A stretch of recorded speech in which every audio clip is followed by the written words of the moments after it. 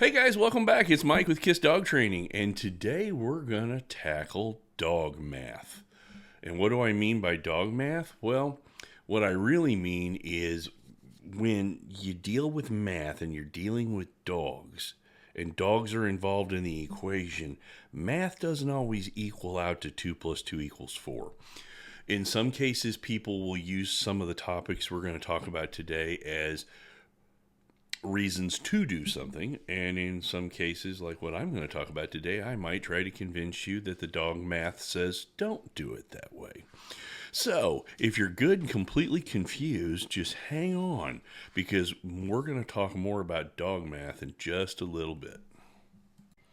All right, before we actually get started with the conversation of dog math, this is the point in the conversation where everybody who helps me with the podcast, the YouTube channel, the videos, however you're getting this information, always yells at me because I don't do enough self-promotion. So this is the point in time where if you enjoy these conversations, please go out and subscribe, like, support us through Buzzsprout, anything you can do. And now that we've got that out of the way, let's get back to why you're here, which is talking about dogs. And this round, we're going to talk about dog math. And these are just some of the simple topics that always come up in dog training that people look at from one or two sides. Okay, so let's take the first one. Well, I've got one dog. Why don't I go ahead and get two dogs? Or I've got two dogs. Why don't I go get a third? Or I've got three already. Why not go ahead and adopt that fourth dog? Now, there is absolutely nothing wrong with any of those examples, but you have to be realistic with it and understand how much more work adding a dog to the pack is. And you're talking to a guy with, right now, 3 dogs, and my youngest son's living with me with his dog, so we got 4 dogs in the house. One dog is a lot of work. 2 dogs is 3 times as much work. 3 dogs is 9 times as much work, and 4 dogs is 81 times the amount of work. Okay, it's an exponential growth pattern. It's just not adding one more. Okay, it doesn't get easier the more dogs that you own. There's nothing wrong with having a whole pack of dogs, but you need to ask yourself. I mean, me as a dog trainer, I work Monday through Friday. I don't work the weekends, so I have time to spend with my dogs on the weekends. I see between 3 and 4 clients a day, and I can leave and come back and let them out and play with them and feed them and do all this stuff. And I'm in and out of the house 3 or 4 times a day seeing them. If you're the kind of person that works 8 to 10 hours a day, 20 or 30 minutes away from your house, and you don't want to spend money on, let's say, doggy daycare and a dog walker, and maybe a neighbor checking on the dog here and there, or you don't have the ability to do those things, or God forbid you don't live in a house, maybe you live in an apartment, having multiple dogs is going to be a way bigger challenge, okay? So it's one of those things, and you hear me harp all the time in these talks about why don't you hire a dog trainer before you get a dog, before you add another dog to the pack. Why don't you get the opinion of, hey, how much work am I adding here? What am I getting into? We've had conversations of, know the genetics of the dog. If you're picking a working breed, let's say a cattle dog, a Belgian Malinois, something like that, and you live in an apartment and you think it's going to be a good fit, that's where a dog trainer could help you. If you live 30 minutes away from home and you can't afford doggy daycare and you want to add that second or third dog, the dog trainer is going to be able to have an educated conversation with you. So, I guess the first conversation about dog math is adding more dogs doesn't make it easier. In most cases, it makes it harder. Okay. All right. Dog math number 2. I've got a dog. It is just out of control. It has too much energy. I can't get out to walk it. I need to do something to help this dog I've got. So my solution is I'm going to go out and get a second dog, and that's going to make the first dog better. Okay. That's not a good idea. Okay. Now, could it be done correctly? Absolutely. Let me give you the example of what correct looks like. I get a puppy, I train it, I do the socialization, then the dog hits the teenage period, about 6 months, and we make it through that with doggy daycare and dog walkers and me doing the work with the dog. And they're at about 2.5. I have a really well-behaved dog, and now I'm considering getting another puppy as a friend for my dog. My well-behaved dog that knows the rules, the routines, everything else in the world that we've already worked on is going to be a good canine brother or sister to this new little puppy and help them figure it out. That's how it should work, okay? But a lot of people will just assume, hey, since my dog is a pain in the butt and isn't getting the things they need out of their environment, out of me as an owner, whatever is going on, adding another puppy or another dog is probably not going to help. It's going to make it worse.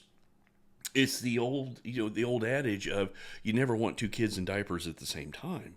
You wait till one's potty trained and have another one so that you don't having to do double duty.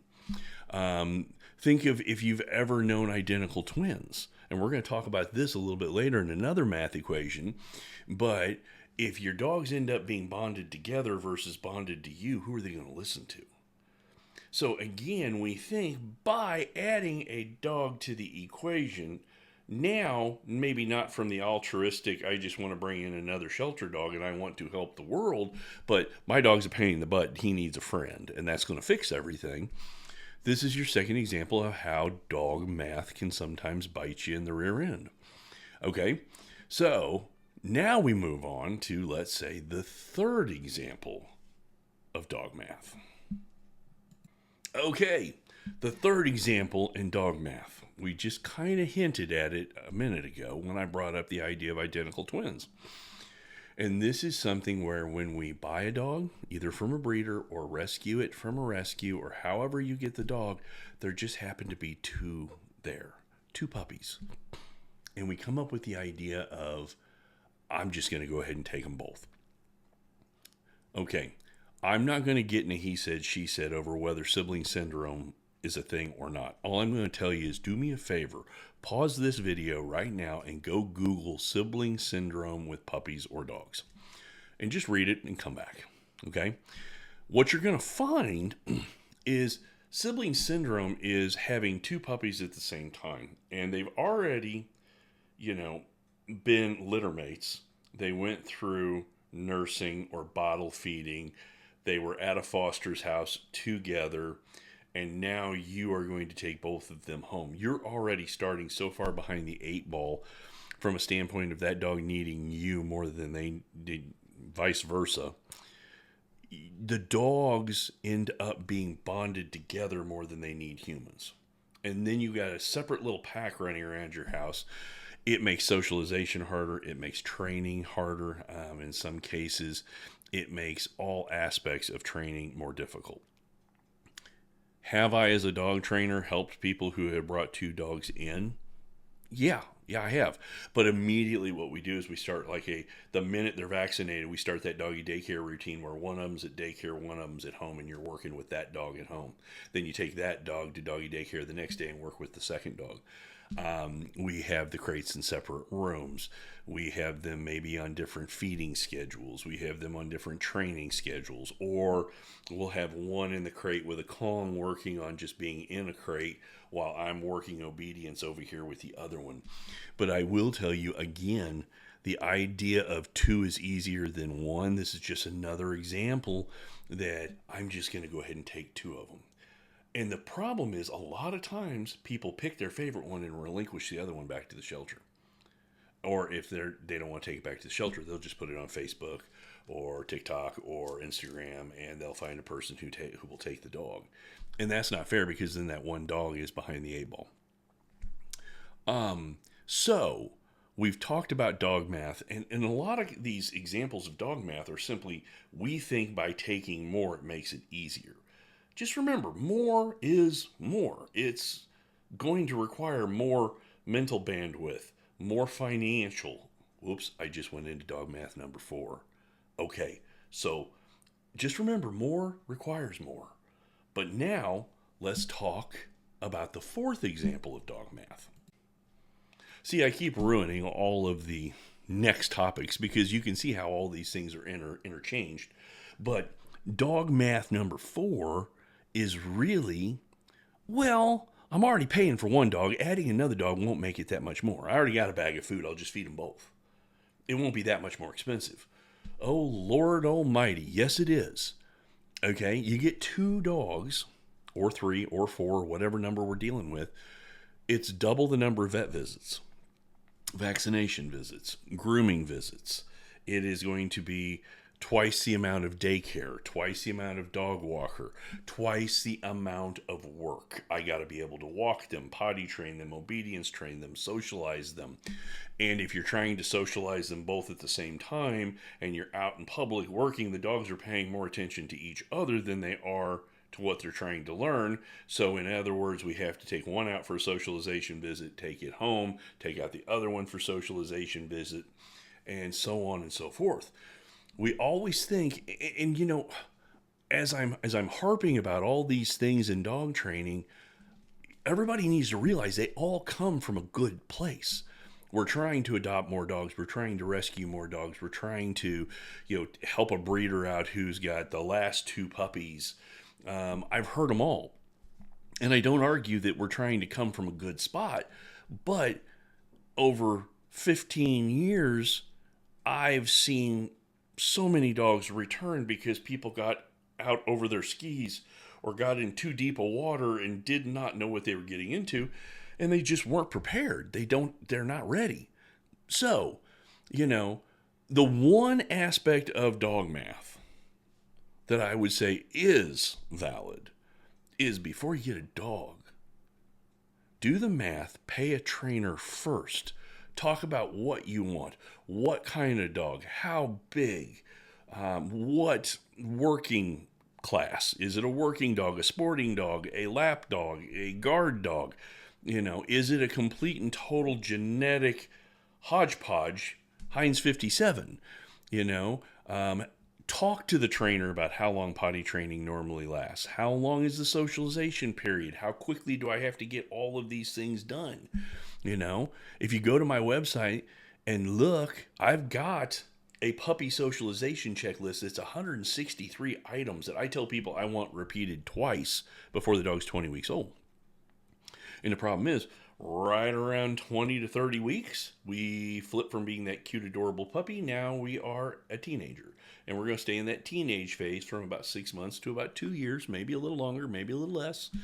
And then we got to deal with that. And then when they hit about 3, if we've done it right, we have that awesome dog we always wanted. That's for one dog. Now imagine you got a puppy. When it was a year old, you got another puppy.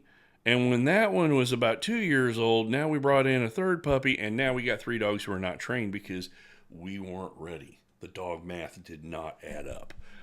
So this is going to be a little shorter talk than normal, but with all of the different videos I've seen out there about boy math and girl math and this math and that math, I thought I would take a shot at doing dog math.